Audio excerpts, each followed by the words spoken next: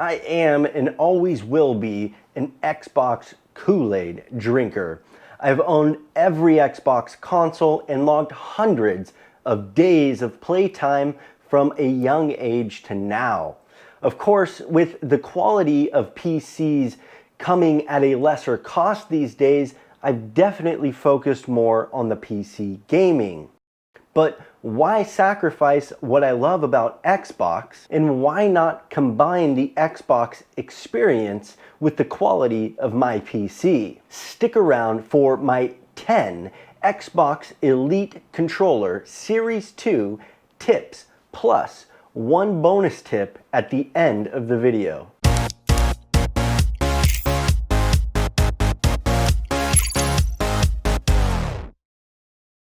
So this is definitely where Microsoft, in my opinion, has developed probably its best innovation since the creation of the Surface laptop or the Xbox itself. The Xbox Elite Controller S2 is equipped with Bluetooth, wireless connectivity, 3.5mm stereo headset jack, new impulse triggers, and rumble motors for immersive and responsive gameplay, fully remappable controls, a manual joystick adjustment, and new trigger tensioners. It blows the doors off the other top-tier gaming controllers. At 345 grams of weight, a faceted D-pad, and manual thumbstick tension control, you will stay ready to game with lightweight operation, easier D-pad control, and proper response times to your every move. But why stop there? Xbox has added even more customization for gameplay. Never again will you rage quit because you know you hit the trigger button before the other guy. With the Elite Series 2, you get shorter hair trigger locks, 3 presets to be exact, that give you absolute control over your aiming and trigger controls. With 30 new ways to customize and play the Xbox Elite Series 2 controller, no wonder this is the gamer's choice for Xbox and PC. But let me just say, if you're tired of remapping your mouse and keyboard, then ditch the clicks for the sticks. Xbox features a fully featured button assignment, with every button and paddle capable of being remapped. Not to mention a shift button capability on the paddles to create a second set of mappable keys, all under one preset. I have always said that wireless technology, while convenient for many reasons, has one major inconvenience. But Xbox has obliterated that with their 40-hour battery operation out of one controller, one charge. That's a vast upgrade from previous generations, not to mention the pesky batteries you have to throw away or the kits you have to recharge separately, and the fault that comes with it. Check the forums if you don't believe me. Now, I was definitely a bit shocked, not only at the battery life, but the capability of charging. Xbox has added an external port to be able to pass through and charge the controller while it's in the case. Now, this eliminates a lot of mess and makes it super convenient for you to charge the Xbox One Elite 2. But I doubt that any of these features are new to you, because just about every YouTuber has had their spotlight on this controller. So let's dive in and talk about what you may not know about this Xbox Elite Series 2 controller. Number 1, with all the talk of the new Project Scarlet, it's a massive release to me that when spending $150 to $200 on new tech like this, you're gonna get every penny out of your purchase, because this Elite Series 2 controller is compatible with new consoles going forward. Now, one of my favorite features, even though it's not brand new to this controller, is that it works with Windows 7 and up. There's definitely an asterisk there, because the wired is the only version that works with 7 or 8.1, but definitely having Windows 10 wireless connectivity is a huge plus for me. But more importantly, it shows that Microsoft is dedicated to becoming a dominating cross-platform gaming system.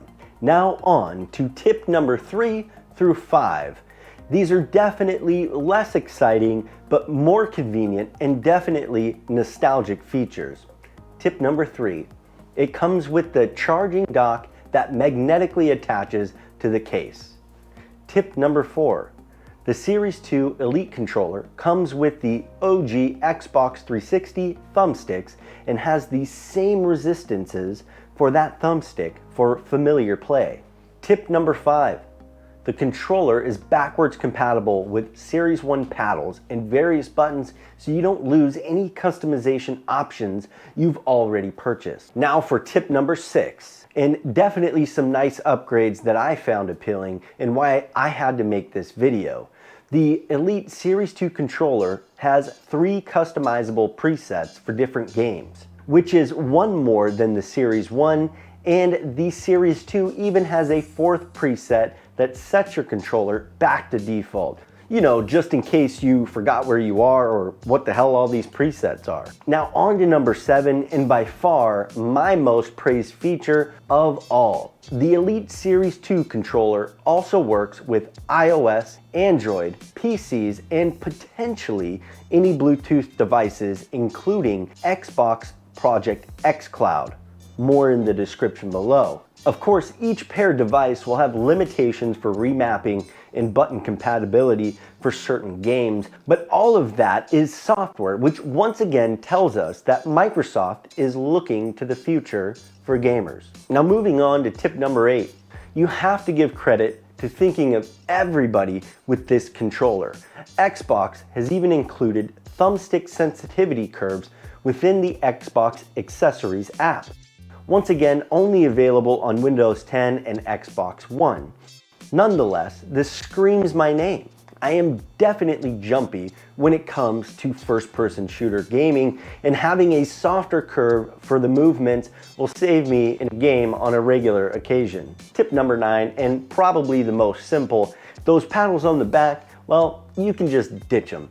You can go into your menu and either turn them off or entirely remove them. Now I know that's a feature on the Series 1, but I'm glad they carried it over, and it sounds like the added feature in the menu is what was missing on the previous controller.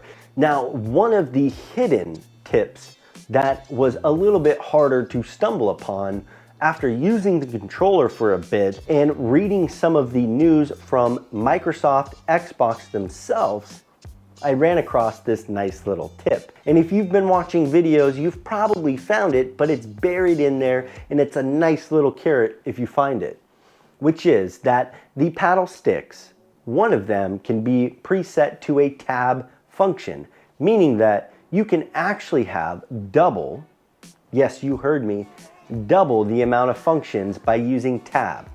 It'll allow you to shift over and remap a whole nother set of keys on the controller.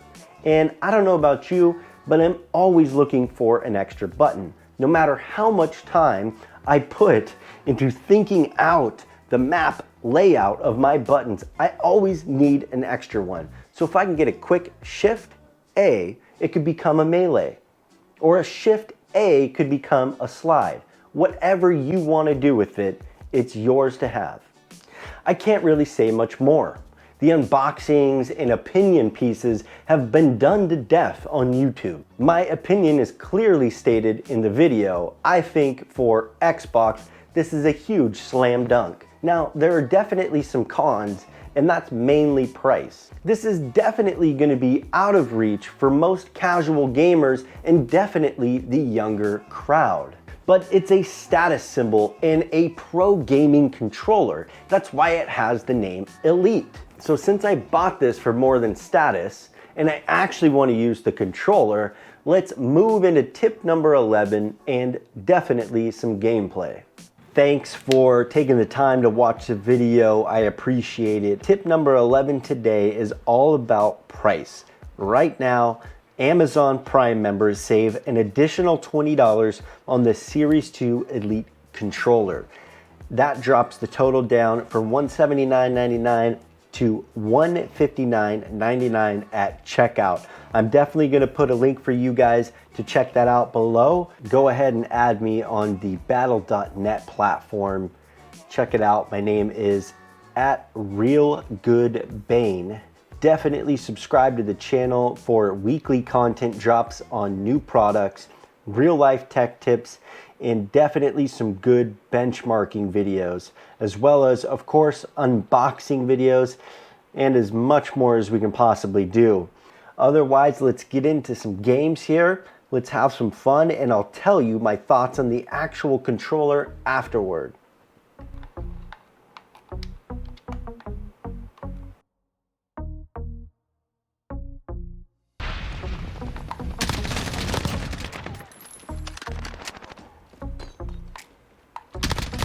Reloading.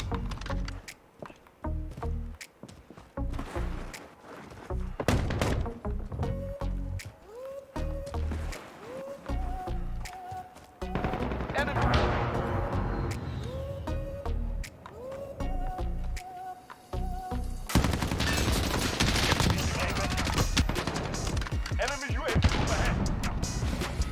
This is Thumbstick. Precision airstrike. UAV is out of fuel. Enemy interruption. Target marked. Send it. This is Phoenix. Reloading. Good copy. Strike inbound. Okay, controller's awesome. That being said, one of the biggest issues I've had in the past with Xbox controllers is the fact that they're super light. You can't even really grip them that well without feeling like you're gripping a hard piece of plastic that's just gonna fall apart. The joysticks, they have a very tacky feel to them. They have no resistance. You're just smacking it into place. And that's why you hear when people are playing games, you're just button mashing. That's huge. That's the number one thing I notice about this controller is it feels very sturdy. It gives you a lot to grip, and you want to grip. When you're playing, you want to be able to hold on to this controller as much as possible so you can get the most accurate throws on all of your joysticks, on all of the buttons, on the D-pad, on everything. That being said, my arrangement here, I've got a little bit of an aggressive curve here on the top left joystick, and on the bottom right joystick, I also have an aggressive curve. I've turned my sensitivity up to 7 and 6 down here, and I might turn it up just a little bit more because that curve and the resistance here on the joystick is definitely, you know, giving me a bit of a delay, but it feels very natural and smooth. I love this sensitivity here that is manual that we can preset here on the joystick, so I'm happy about that. What I will say, everybody raves. Here's the biggest con I'll throw out here. Everyone raves about the new grip being all the way around the controller. I don't agree with that. My hands are sweating like no other. On a regular Xbox controller, my hands don't really sweat that much. This grip is definitely making me sweat more. I'm sure I'll get used to it, but I don't think it's an added benefit per se. I think it's something new to get used to. Maybe that's just me complaining. So far, it's been great. I do want to mention that I have my trigger throws at halfway, so they don't go all the way down. I feel like that's too long. A trigger throw shouldn't be fully compressed. It allows you to aim a little bit faster and make that reaction much quicker on the trigger. But one thing I haven't done yet is thrown on the paddles on the back. I'm not quite used to them yet. This is my first Elite controller. I have had many Xbox controllers, but I didn't want to throw them in there and kind of ruin the experience for me the first time around trying to get used to new buttons. So that's something I'll definitely do later on. I'll do another review after 30 or 60 days, give my feedback on this guy so you guys know what it's like to have months out and having played many hours or potentially even days at that point on this Elite Series 2 controller. So without further ado, you guys, I'm gonna let this video go. Thanks for watching. I've already asked and said everything I needed to say, so I appreciate you guys always, and we'll catch you in the next video.